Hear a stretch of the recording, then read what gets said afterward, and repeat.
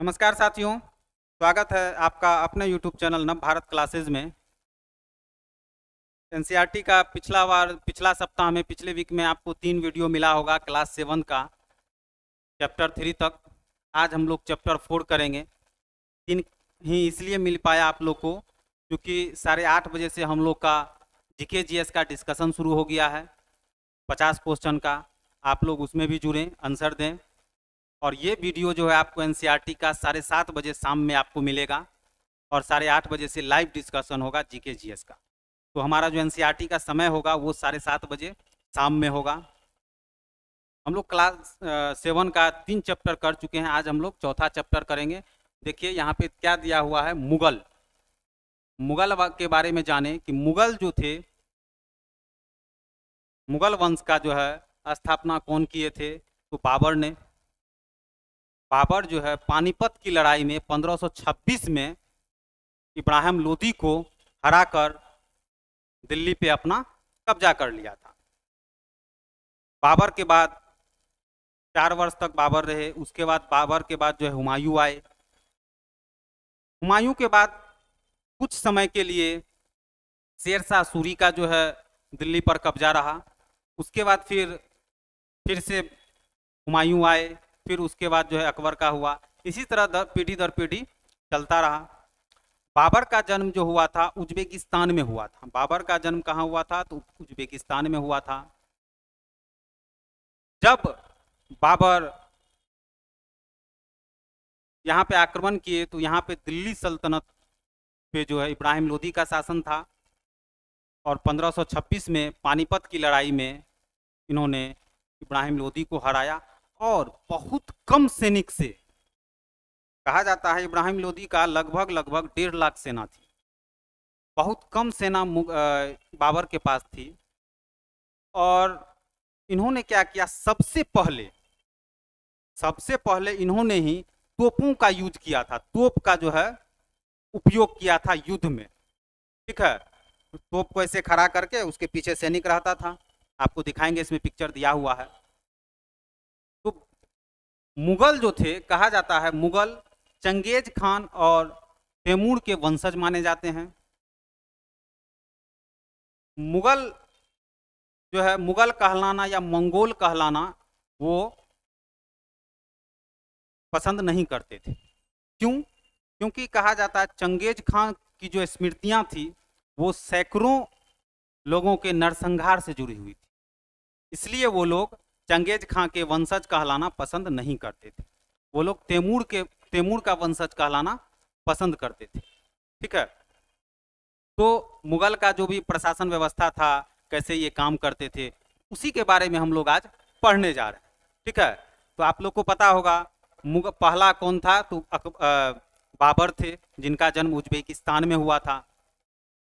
ठीक है, चलिए ज़्यादा देरी ना करते हुए हम लोग आगे बढ़ते हैं। कहता मध्यकाल में किसी भी शासक के लिए भारतीय उपमहाद्वीप जैसे बड़े क्षेत्र पर जहां लोगों एवं संस्कृतियों में इतनी अधिक विविधताएं हो, शासन कर पाना अत्यंत कठिन था। मध्यकाल में ये कठिन था कि भारतीय जैसे बड़े उपमहाद्वीप पे कोई एक शासक शासन कर सके। ठीक है, अपने पूर्ववर्तियों के विपरीत मुगलों ने एक साम्राज्य की स्थापना की और वह कार्य पूरा किया जो अब तक केवल छोटी अवधियों के लिए ही संभव जान पड़ता था। कोई शासक आए भी जो भारत जैसे बड़े भूभाग पे जो है शासक बने, शासन किए, तो बहुत कम अवधि के लिए। ठीक है, कोई ना कोई शासक जो अपने आप को, कोई ना कोई राजा अपने आप को स्वतंत्र घोषित कर लेते थे। मान लीजिए कोई राज्य पे आक्रमण करके उसको अपने में मिला लिए, फिर जैसे ही दूसरे राज्य पे आक्रमण किया तब तक दूसरा वो राजा क्या किया, अपने आप को स्वतंत्र घोषित कर लिया। ठीक है, क्योंकि भारतीय उपमहाद्वीप काफी बड़े भूभाग पे फैला हुआ है, इसीलिए। इससे पहले जब हम लोग प्राचीन काल में पढ़े थे तो मौर्य काल था। मौर्य काल में भारतीय उपमहाद्वीप का लगभग हिस्सा मौर्य साम्राज्य के अंतर्गत आता था। पूरा पाकिस्तान आता था, अफगानिस्तान का हिस्सा आता था। ठीक है, चलिए आगे बढ़ते हैं हम लोग। 16वीं सदी के उत्तरार्ध से इन्होंने दिल्ली और आगरा से अपने राज्य का विस्तार शुरू किया। अब देखिए यहाँ 16वीं सदी के उत्तरार्ध से इन्होंने क्या किया, दिल्ली और आगरा से अपने राज्य का विस्तार किया और 17वीं शताब्दी में लगभग संपूर्ण महाद्वीप पर अधिकार प्राप्त कर लिया। 16वीं शताब्दी में शुरू किया और 17वीं शताब्दी में तक जो है ये भारतीय उपमहाद्वीप पे अपना अधिकार प्राप्त कर लिया।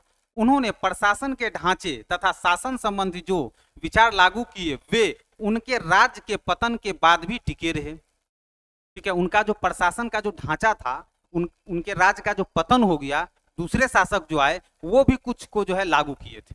ठीक है, यह एक ऐसी राजनीतिक धरोहर थी जिसके प्रभाव से उपमहाद्वीप में उनके पश्चात आने वाले शासक अपने को अछूता न रख सके। आज भारत के प्रधानमंत्री स्वतंत्रता दिवस पर मुगल शासकों के निवास स्थान दिल्ली के लाल किले के प्राचीर से राष्ट्र को संबोधित करते हैं। देखिए, आज भी जब हमारे प्रधानमंत्री जी दिल्ली के लाल किले से स्वतंत्रता दिवस की ओर के अवसर पे राष्ट्र को संबोधित करते हैं तो वो किसका निवास स्थल है? मुगल का ही निवास स्थल था। ठीक है, मुगल के बारे में बता दें कि मुगल यदि किसी राज्य के राजा को जीतकर उस राज्य को अपने में मिला लेते थे तो उसको बेइज्जत नहीं करते थे, उसका अपमान नहीं करते थे। ठीक है, एक अपवाद में जो है औरंगजेब का जो है व्यवहार आता है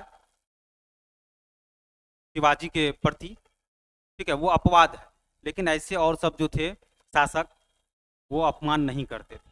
ठीक है, देखिए हम लोग चित्र देखते हैं, जो भी दिल्ली गए होंगे लाल किला जरूर घूमे होंगे, नहीं घूमे हैं तो जब दिल्ली जाइए तो लाल किला घूमिए। ठीक है, चलिए यही है लाल किला। चलिए आगे बढ़ते हैं। अब कह रहा है कि मुगल कौन थे। अब एक क्वेश्चन आता है कि मुगल कौन थे। आपको बताए मुगल दो महान शासक वंशों के वंशज थे। माता की ओर से वे मंगोल शासक चंगेज खां, जो चीन और मध्य एशिया के कुछ भागों पर राज था जिनका, ठीक, के उत्तराधिकारी थे। मतलब माता की ओर से चंगेज खान, ठीक है, और पिता की ओर से वे ईरान, इराक एवं वर्तमान तुर्की के शासक तैमूर के वंशज थे। यानी कि माता की ओर से चंगेज खां और पिता की ओर से तैमूर। तैमूर का मृत्यु यहाँ पे दिया हुआ है 1404 ईस्वी में। ठीक है, परंतु मुगल अपने को मुगल या मंगोल कहलवाना पसंद नहीं करते थे। आपको बताए कि मुगल जो है मुगल या मंगोल कहलवाना पसंद नहीं करते थे, क्योंकि ऐसा इसलिए था क्योंकि चंगेज खां से जुड़ी स्मृतियां सैकड़ों व्यक्तियों के नरसंहार से संबंधित थी। ठीक है, बताया आपको कि चंगेज खां की जो स्मृति थी वो सैकड़ों व्यक्तियों के नरसंहार से जुड़ी थी। सैकड़ों व्यक्ति का नरसंहार किए थे। ठीक है, सैकड़ों क्या हजारों व्यक्ति का किए थे। यही स्मृतियां मुगलों के प्रतियोगियों उज्बेगों से भी संबंधित थी। देखिए, मुगल का जो है उज्बेगों से काफी टकराव होते रहता था। मुगल का काफी टकराव होता रहता था। जब हम आगे बढ़ेंगे तो देखेंगे बाबर जो है, बाबर को भागना पड़ा था अपना गद्दी छोड़ के। उज्बेक जब उस पर आक्रमण किए थे, उज्बेकों का जब आक्रमण हुआ उनके राज्य पे, तो उनको गद्दी छोड़ के भागना पड़ गया। फिर बाद में वो आए। ठीक है, उज्बेकों से संबंधित था। दूसरी तरफ मुगल तैमूर के वंशज होने पर गर्व का अनुभव करते थे, ज्यादा इसलिए क्योंकि उनके इस महान पूर्वज ने 1398 में दिल्ली पर कब्जा किया था।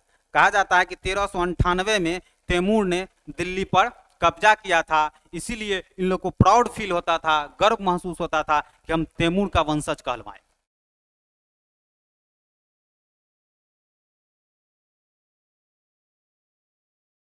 उन्होंने अपनी वंशावली का प्रदर्शन चित्र बनवाकर किया। प्रत्येक मुगल शासक ने तैमूर के साथ अपना चित्र बनवाया। सब जो है मुगल शासक जो भी बना वो क्या किया, तैमूर के साथ साथ अपना भी चित्र बनवाया था।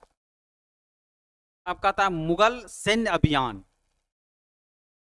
देखिए यहाँ पे बाबर के बारे में दिया हुआ है। प्रथम मुगल शासक बाबर 1526 से 1530, बाबर का शासनकाल 1526 से 1530 ने जब 1494 में फरगना राज्य का उत्तराधिकारी प्राप्त किया तो उसकी आयु केवल जो था 12 वर्ष था। जब वो फरगना का उत्तराधिकारी बना तो उसका उम्र जो था केवल 12 वर्ष था।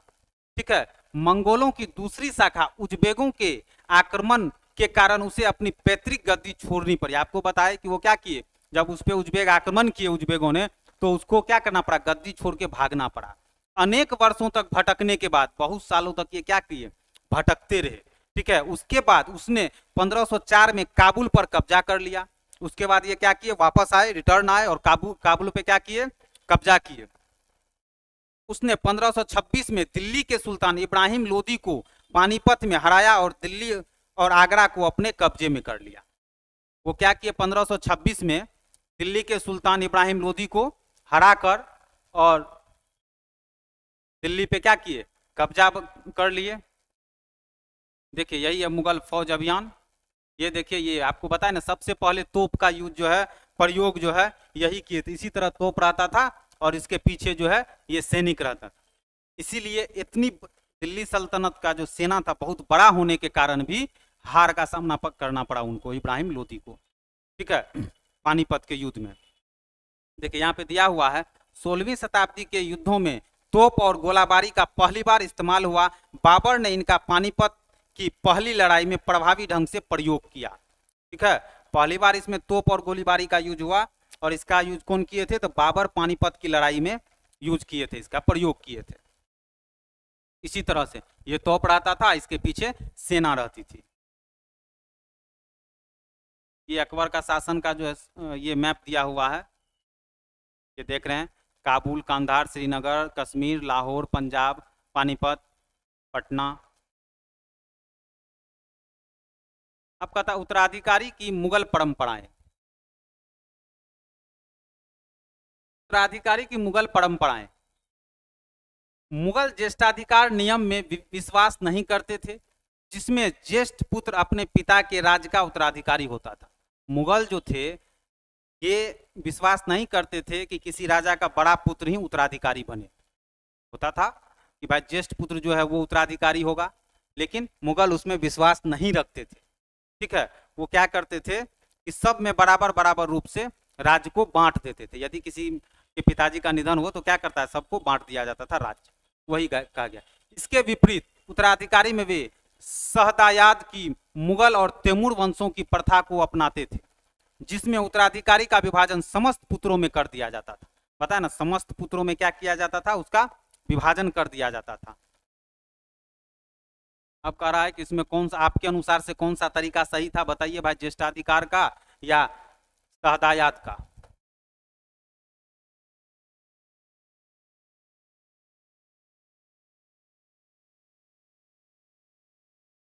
कह रहा है मुगलों के अन्य शासकों के साथ संबंध। मुगलों ने उन शासकों के विरुद्ध लगातार अभियान किए जिन्होंने उनकी सत्ता को स्वीकार करने से इनकार कर दिया। जब मुगल शक्तिशाली हो गए तो अन्य कई शासकों ने स्वेच्छा से उनकी सत्ता स्वीकार कर ली। राजपूत इसका एक अच्छा उदाहरण है। अनेकों में ने मुगल घराने में अपनी पुत्रियों के विवाह करके उच्च पद प्राप्त किए, परंतु कईयों ने विरोध किया।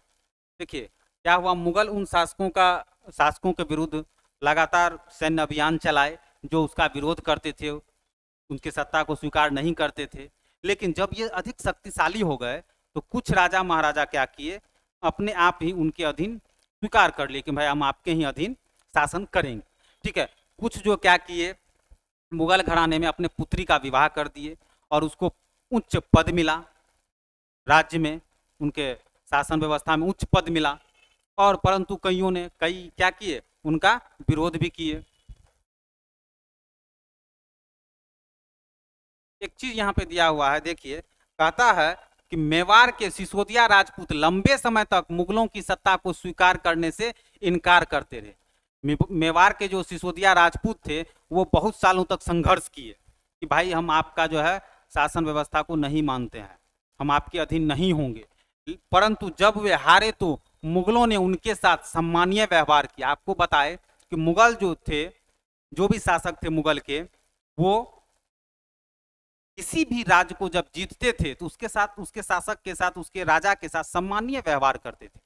ठीक है, एक अपवाद है औरंगजेब का, और उन्हें उनकी जागीरें यानी वतन जागीर के रूप में वापिस कर दी। पराजित करने पर परंतु अपमानित न करने के बीच सावधानी से बनाए गए संतुलन की वजह से मुगल भारत के अनेक शासकों और सरदारों पर अपना प्रभाव बढ़ा पाए, परंतु इस संतुलन को हमेशा बरकरार रखना कठिन था।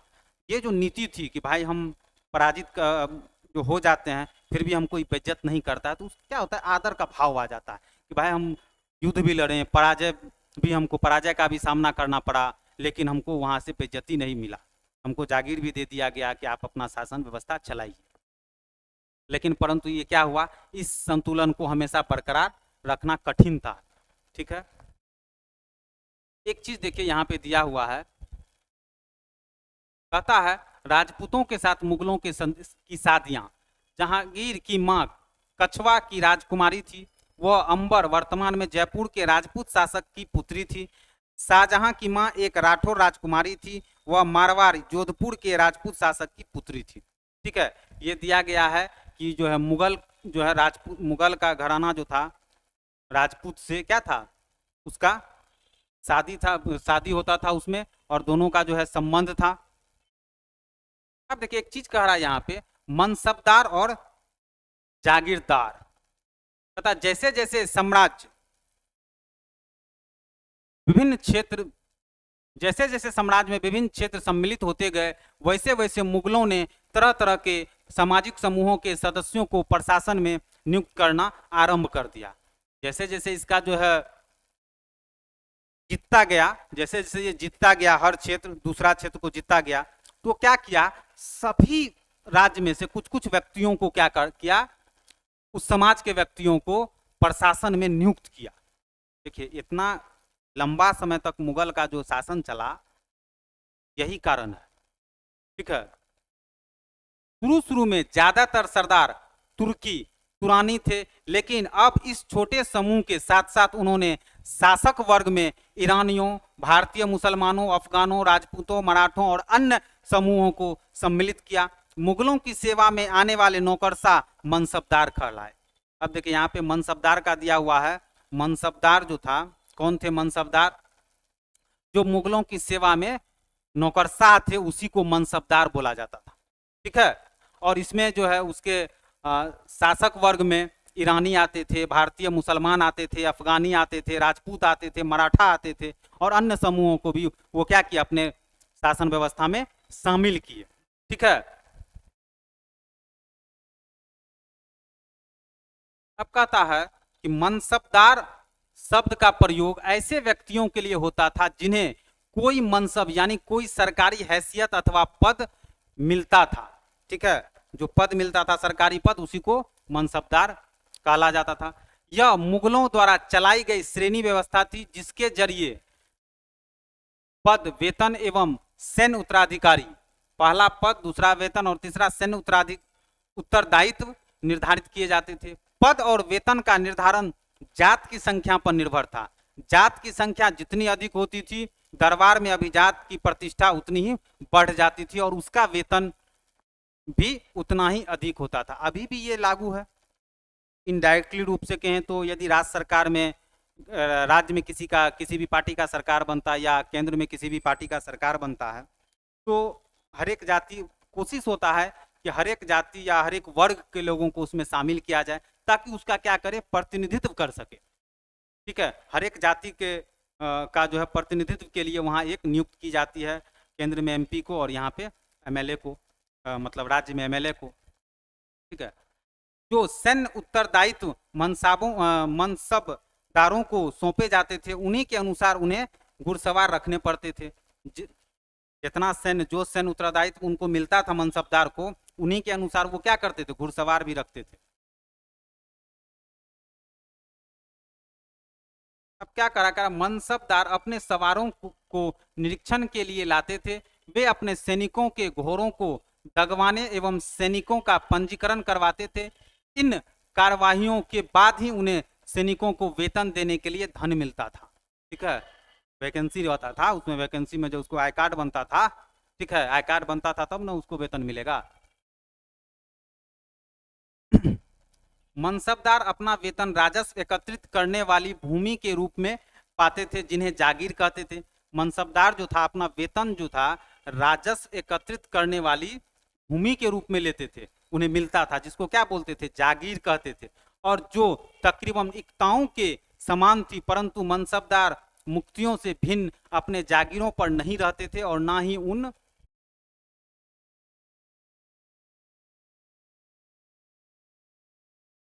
उन पर प्रशासन करते थे। उनके पास अपनी जागीरों से केवल राजस्व एकत्रित करने का अधिकार था। यह राजस्व उनके नौकर उनके लिए एकत्रित करते थे, जबकि वे स्वयं देश के किसी अन्य भाग में सेवारत रहते थे।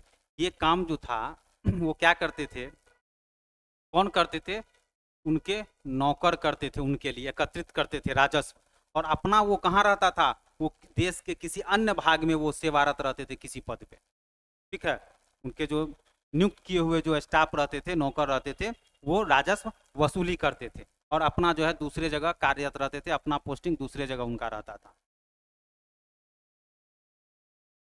कहता अकबर के शासनकाल में इन जागीरों का सावधानी पूर्वक आकलन किया जाता था ताकि इनका राजस्व मनसबदार के वेतन के तकरीबन बराबर रहे। जब अकबर शासक बने यहाँ का, तो अकबर जब शासक बने तो वो सब कुछ जो है ना अपना देख लेते थे कि भाई राजस्व उसको उतना ही मिलना चाहिए जितना उसका वेतन हो, उससे ज्यादा नहीं मिलना चाहिए। ठीक है, इसका वो लेखा जोखा रहते थे, आकलन करते थे, उसका नजर बनाए रखते थे। औरंगजेब के शासनकाल तक पहुंचते पहुंचते स्थिति बदल गई। अब प्राप्त राजस्व मनसबदार के वेतन से बहुत कम था। अब कहता जब औरंगजेब के शासनकाल जब तक आया तब तक क्या हुआ, राजस्व जो है मनसबदार के वेतन से कम होने लगा। ठीक है, मनसबदारों की संख्या में भी अत्यधिक वृद्धि हुई, जिसके कारण उन्हें जागीर मिलने से पहले एक लंबा इंतजार करना पड़ता था। मनसबदार का क्या हुआ, उसकी संख्या में वृद्धि हुई तो इससे उसको क्या करना पड़ता था, जागीर पाने के लिए इंतजार करना पड़ता था लंबा। इन सभी कारणों से जागीरों की संख्या में कमी हो गई। फलस्वरूप कई जागीरदार जागीर रहने पर यह कोशिश करते थे कि वे जितना राजस्व वसूल कर सके कर ले। अब क्या होने लगा कि जागीरदार वहां से जागीर से क्या करने लगे, अत्यधिक कर लेने लगे। ठीक है, अत्यधिक जितना हो सके भाई बटोर लो, वही करने लगे जागीरदार।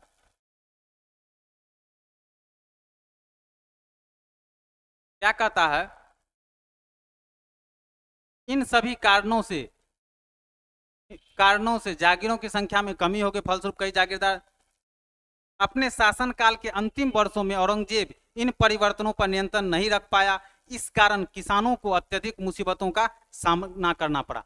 देखिए, इसका जो था मुगल में जो राजस्व मिलता था सबसे ज्यादा किसान से मिलता था राजस्व। ठीक है, और ये लोग क्या कर लिए लास्ट में, जब औरंगजेब का शासनकाल आया तो जागीरदार ज्यादा से ज्यादा कर लेने लगे, ज्यादा से ज्यादा राजस्व की वसूली करने लगे। ठीक है, तो उससे क्या हुआ, किसान सब परेशान होने, भाई जितना उसको फसल होगा उसी पे नाप लीजिएगा। तो ये लोग ज्यादा से ज्यादा लेने लगे तो उसमें क्या होने लगा, किसान को मुसीबत का सामना करना पड़ गया।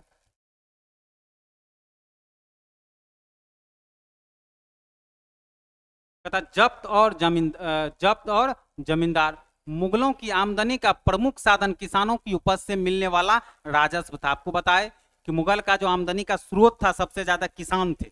ठीक है, अधिकतर स्थानों पर किसान ग्रामीण कुलीनों यानी कि मुखिया या स्थानीय सरदारों के माध्यम से राजस्व देते थे। अधिकतर स्थान पे क्या करता था, किसान जो है कुलीन, जिसको कि मुखिया या स्थानीय सरदार के नाम से भी उसको जानते थे, उसी के माध्यम से ये कर देते थे।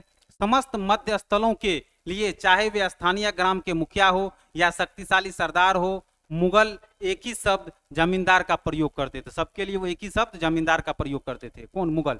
अकबर के राजस्व मंत्री टोडरमल ने 10 साल यानी कि 1570 से 1580 की कालावधि के लिए कृषि की पैदावार, कीमतों और कृषि भूमि का सावधानी पूर्वक सर्वेक्षण किया। इसके जो वित्त मंत्री थे अकबर के, टोडरमल साहब, वही जो है क्या किए, 1570 से 1580 की कालावधि के बीच में कृषि पैदावार, उसकी कीमत और कृषि भूमि का क्या किए, ये सर्वेक्षण किए। ठीक है, इन आंकड़ों के आधार पर प्रत्येक फसल पर नगद के रूप में कर यानी कि राजस्व निश्चित कर दिया गया। ये बहुत जो है तेज थे, ताकि जो है भाई आप ज्यादा ना वसूली कर पाए। ये सीमित कर दिए, भाई इतना देना है तो इतना ही देना है।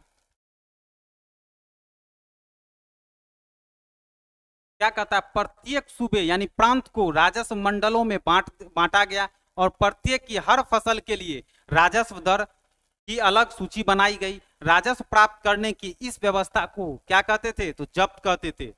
इस व्यवस्था को क्या कहा जाता था, जब्त कहा जाता था। इस व्यवस्था को जब्त कहा जाता था। यह व्यवस्था उन स्थानों पर प्रचलित थी जहां पर मुगल प्रशासनिक अधिकारी भूमि का निरीक्षण कर सकते थे और सावधानी पूर्वक उनका हिसाब रख सकते थे। ऐसा निरीक्षण गुजरात, गुजरात और बंगाल जैसे प्रांतों में संभव नहीं हो पाया। हर जगह संभव था लेकिन गुजरात और बंगाल में क्या था, संभव नहीं था। कुछ क्षेत्रों में जमींदार इतने शक्तिशाली थे कि मुगल प्रशासकों द्वारा शोषण किए जाने की स्थिति में वे विद्रोह कर सकते थे। अब देखिए कुछ क्षेत्र में जमींदार जो है ना बहुत शक्तिशाली था, ठीक है, कुछ क्षेत्र का जमींदार क्या था, शक्तिशाली था, और मुगल प्रशासक के शोषण किए जाने पर वो क्या कर सकते थे, विद्रोह कर सकते थे। कभी कभी एक ही जाति के जमींदार और किसान मुगल सत्ता के खिलाफ मिलकर विद्रोह कर देते थे। 17वीं शताब्दी के आखिर में से ऐसे किसान विद्रोहों ने मुगल साम्राज्य के अस्थायित्व को चुनौती दी। यही जमींदार क्या किए 17वीं शताब्दी के आखिर में, ठीक है, चुनौती दिए मुगल साम्राज्य को। देखिए एक चीज इसमें हम लोग देखिए, यही है सैन्य अभियान के बारे में दिया है, मनसबदार अभियान, ठीक है। एक चीज देखिए यहाँ पे दिया हुआ है, ये देखेंगे हम लोग जात की श्रेणियां। 5000 जात वाले अभिजातों का 1000 जात वाले अभिजातों से ऊंचा था, ठीक है। उसके बाद अकबर के शासन काल में 29 ऐसे मनसबदार थे जो 5000 जात की पदवी के थे। औरंगजेब के शासन काल तक ऐसे मनसबदारों की संख्या 79 हो गई। क्या इनकार दिया कि राज्य का खर्चा बढ़ गया, ठीक है। पहले क्या था 29 था और औरंगजेब के काल में 79 हो गया था।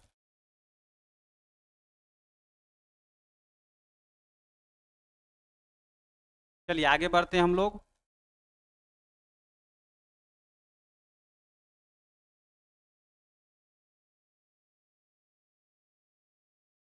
देखिए यहाँ पे चित्र दिया गया है, ये देखिए यहाँ पे किसका है चित्र जो दिया गया है, शाहजहां के काल के एक लघु चित्र के विरोध, जहां जहांगीर के समय के भ्रष्टाचार को दिखाया गया। एक भ्रष्ट अफसर रिश्वत लेते हुए, एक कर अधिकारी गरीब किसानों को सजा देते हुए। यही देखिए अफसर जो है इससे क्या ले रहा है, घूस ले रहा है। जैसे पहले आप चलता है ना घूस, पहले भी ऐसा था, कुछ भ्रष्टाचारी होते हैं हर काल में। अकबरनामा और आईने अकबरी। अकबर ने अपने करीबी मित्र और दरबारी अबुल फजल को आदेश दिया कि उसके शासनकाल का इतिहास लिखे। अबुल फजल ने यह इतिहास 3 जिल्दों में लिखा और इसका शीर्षक है अकबरनामा। देखिए इसका क्या शीर्षक है, अकबरनामा। आपका क्वेश्चन आ सकता है, अकबरनामा में किसके बारे में लिखा गया, अकबर के बारे में अबुल फजल साहब ने लिखे हैं। पहली जिल्द में अकबर ने पूर्वजों का बयान किया, इसका 3 जिल्द था। पहला में क्या था, अकबर के पूर्वज का बयान था। दूसरा में अकबर के शासनकाल की घटनाओं का विवरण। तीसरा जिल्द आईने अकबरी है। इसमें अकबर के प्रशासन, घराने, सेना, राजस्व और साम्राज्य के भूगोल का ब्यौरा मिलता है। इसमें समकालीन भारत के लोगों की परंपराओं और संस्कृतियों का भी विस्तृत वर्णन है। आईने अकबरी का सबसे रोचक आयाम है विविध प्रकार की चीजें, फसलें, पैदावार, कीमतों, मजदूरी और राजस्व सांख्यिकीय विवरण। देखिए ये यहाँ पे चित्र बनाया हुआ है, ये अकबर है, ये अबुल फजल है जो अकबरनामा ले रहे हैं। यहाँ अकबर, अब देखिए यहाँ पे क्या कह रहा है जहांगीर के दरबार में नूरजहां का प्रभाव। मेहरुनिसा ने 1611 में जहांगीर से विवाह किया और उसे नूरजहां का खिताब मिला। नूरजहां हमेशा जहांगीर के प्रति अत्यधिक क्या थी, वफादार रही और उसको समय समय पर सहयोग देती रही। नूरजहां क्या थी, वो जो हमेशा क्या थी, जहांगीर के प्रति वफादार रही और समय समय पर सहयोग भी करती थी। नूरजहां के सम्मान में जहांगीर ने चांदी के सिक्के जारी किए। अब यहाँ पे पूछ सकता है किसके सम्मान में जो है चांदी का सिक्का जारी किया गया था और कौन किया, तो जहांगीर किए थे। और किसके सम्मान में, तो नूरजहां के सम्मान में, ठीक है। जिनमें एक और क्या था, स्वयं खिताब उत्कीर्ण थे और दूसरी और यह वाक्य रानी बेगम नूरजहां के नाम से गढ़ा हुआ था, ठीक है।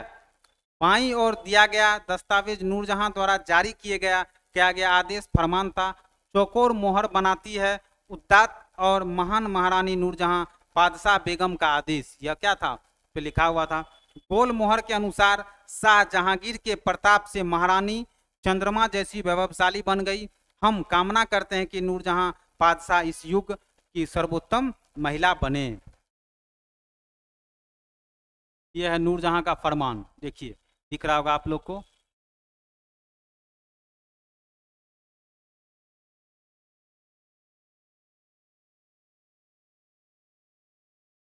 ये न्यू एनसीईआरटी है, इसमें लगता है कुछ छूटा हुआ है।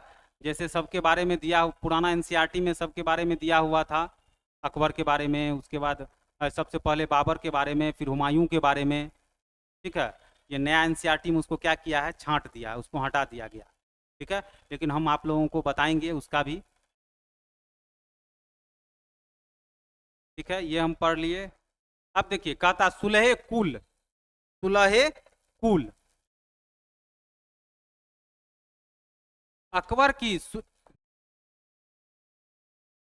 सुलहे कुल की नीति का उनके पुत्र जहांगीर ने इस प्रकार वर्णन किया। ईश्वरीय अनुकंपा के विस्तृत आंचल में सभी वर्गों और सभी धर्मों के अनुयायियों की एक जगह है, इसलिए उसके विशाल साम्राज्य में, जिसकी चारों ओर सीमाएं केवल समुद्र से ही निर्धारित होती थी, विरोधी धर्मों के अनुयायियों और तरह तरह के अच्छे बुरे विचारों के लिए जगह थी। यहाँ असहिंसा का मार्ग बंद था। यहाँ सुन्नी और शिया एक ही मस्जिद में इकट्ठे होते थे और ईसाई और यहूदी एक ही गिरजे में प्रार्थना करते थे। उसने सुसंगत तरीके से सार्विक शांति सुलह कुल के सिद्धांत का पालन किया। ठीक है, किनके बारे में दिया हुआ, अकबर। सार्विक शांति का मतलब क्या हुआ, सुलह कुल। अब कह रहा 17वीं शताब्दी में और उनके पश्चात मुगल साम्राज्य। कहता मुगल साम्राज्य की प्रशासनिक और सैनिक कुशलता के फलस्वरूप आर्थिक और वाणिज्यिक समृद्धि में वृद्धि हुई। विदेशी यात्रियों ने इसे वैसा धनी देश बताया जैसा कि किस्से कहानियों में वर्णित होता रहा है, परंतु यही यात्री इसी प्रचुरता के साथ मिलने वाली दरिद्रताओं को भी देखकर विस्मित रह गए, अचंबा रह गए। सामाजिक असमानताएं साफ दिखाई पड़ती थी। शाहजहां के शासनकाल के 20वें वर्ष के दस्तावेजों से हमें पता चलता है कि ऐसे मनसबदार जिनको उच्चतम पद प्राप्त था कुल 8000 में से 445 ही थे। 8000 में से कितना थे, 445 ही थे। ठीक है, इसमें मुगल काल के बारे में बहुत कम दिया हुआ है। जितना ही दिया हुआ है उतना हम आपको समझाने का प्रयास किए, बताने का प्रयास किए, और जब हम आगे का क्लास पढ़ेंगे तो उसमें जो ज़्यादा से ज़्यादा डिटेल्स दिया हुआ है इसके बारे में हम, क्योंकि एक ही क्लास में मुगल समाप्त होने वाला नहीं है। ठीक है, मुगल काल एक ही क्लास में समाप्त नहीं है, क्योंकि इसका काल जो है, मुगल काल जो है लंबा इसका कालावधि है, इसीलिए एक ही क्लास में ये संभव नहीं हो पाता। ठीक, उसके बाद कहता कुल मनसबदारों की एक छोटी संख्या 5.6% को ही साम्राज्य के अनुमानित राजस्व 61.5% स्वयं उनके व उनके सवारों के वेतन के रूप में दिया जाता था। ये थोड़ा सा उसका दे दिया गया है। ठीक है, मुगल सम्राट और उनके मनसबदार अपनी आय का बहुत बड़ा भाग वेतन और वस्तुओं पर लगा देते थे। इस खर्चे से शिल्पकारों और किसानों को लाभ होता था, चूंकि वे वस्तुओं और फसल की पूर्ति करते थे, परंतु राजस्व का भार इतना था कि प्राथमिक उत्पादों, किसानों और शिल्पकारों के पास निवेश के लिए बहुत कम धन बचता था। इससे क्या होता था, इनमें जो बहुत गरीब थे मुश्किल से ही पेट भर पाते थे। क्या थे, जो गरीब थे, जिनके पास भूमि कम थी, वो मुश्किल से अपना पेट जो है भर पाते थे। वे उत्पादन शक्ति बढ़ाने के लिए अतिरिक्त संसाधनों, औजारों, अन्य वस्तुओं में निवेश करने की बात सोच भी नहीं सकते थे। ऐसी अर्थव्यवस्था में ज्यादा धनी किसान, शिल्पकारों के समूह, व्यापारी और महाजन ज्यादा लाभ कमाते थे, ज्यादा लाभ उठाते थे। मुगलों के कुलीन वर्ग के हाथों में बहुत धन और संसाधन थे, जिनके कारण 17वीं सदी के अंतिम वर्षों में वे अत्यधिक शक्तिशाली हो गए। जैसे जैसे मुगल सम्राट की सत्ता पतन की ओर बढ़ती गई, वैसे वैसे विभिन्न क्षेत्रों में सम्राट के सेवक स्वयं ही सत्ता के शक्तिशाली केंद्र बनने लगे। इनमें से कुछ ने नए वंश स्थापित किए और हैदराबाद एवं अवध जैसे प्रांतों पर अपना क्या किए, नियंत्रण जमाया। जैसे जैसे मुगल सम्राट कमजोर पड़ने लगे, जैसे जैसे उनका पतन होने लगा, वैसे वैसे क्या हुए, दूसरे जो राज्य के राजा थे वो अपने आप को स्वतंत्र घोषित करने लगे, उसके नियंत्रण से बाहर होने लगे। यद्यपि वे दिल्ली के मुगल सम्राट को स्वामी के रूप में मान्यता देते रहे, तथापि 18वीं शताब्दी तक साम्राज्यों के कई प्रांत अपनी स्वतंत्र राजनीतिक पहचान बना चुके थे। कहता 18वीं सदी तक क्या हुआ, साम्राज्य का कई प्रांत जो था, कई जो राज्य थे, अपनी स्वतंत्र राजनीतिक पहचान बना चुके थे ये। ठीक है, इसमें तो आपका चैप्टर समाप्त होता है, लेकिन ये बहुत ही कम दिया हुआ है। इसके बारे में और भी हम लोग पढ़ेंगे, ठीक है ना, क्योंकि इसमें आपका आगे जब हम पढ़ेंगे तो उसमें आपको अकबर के बारे, सबसे पहले तो बाबर के बारे में पढ़ने को मिलेगा, उसके बाद जो है हुमायूं के बारे में, अकबर के बारे में, इन सब के बारे में, औरंगजेब के बारे में, सब के बारे में पढ़ने को इसमें मिलेगा। ठीक है, इसमें इतना ही दिया हुआ। ये नया एनसीईआरटी है जो आप लोग डाउनलोड करेंगे, न्यू एनसीईआरटी में यही दिया है। इसमें कुछ कुछ चीज़ें को क्या किया है, हटा दिया गया है। ठीक है, जब हम इससे रिलेटेड क्वेश्चन करेंगे तब उसमें हम क्वेश्चन देंगे या तब उसका जो डिस्कशन करेंगे तो अत्यधिक हम आपको बता पाएंगे। ठीक है, तो मिलते हैं कल फिर हम। आपको याद रहे कि एनसीईआरटी का समय हो गया है 7:30 बजे, और 8:30 बजे से आपका जो है जीके जीएस का डिस्कशन होगा, लाइव सेशन उसका चलेगा 50 क्वेश्चन का। इसीलिए एनसीईआरटी का समय थोड़ा सा घटाया गया है। एनसीईआरटी हम आपके लिए रेगुलर लेके आएंगे। आप जो भी चैनल को सब्सक्राइब नहीं किए हैं, चैनल को सब्सक्राइब कर लीजिए, वीडियो को लाइक कीजिए, को शेयर कीजिए, ताकि हम आपके लिए और मेहनत कर पाएँ। इसका हम क्वेश्चन बना रहे हैं। लास्ट में हम क्या करेंगे, क्लास 6, 7, 8 जब समाप्त हो जाएगा तो एक दिन हम क्लास 6 का शॉर्ट नोट्स लेके आएंगे, जो आपको हमारे चैनल पे मिल जाएगा, टेलीग्राम चैनल पे, नवभारत क्लासेस पे।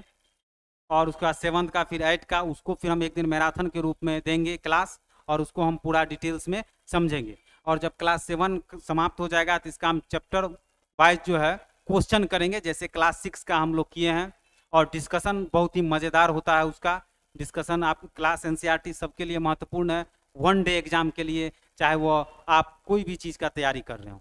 ठीक है, चलिए मिलते हैं कल हम आपसे इसी समय में। तब तक के लिए धन्यवाद। जय हिंद, जय भारत, जय बिहार।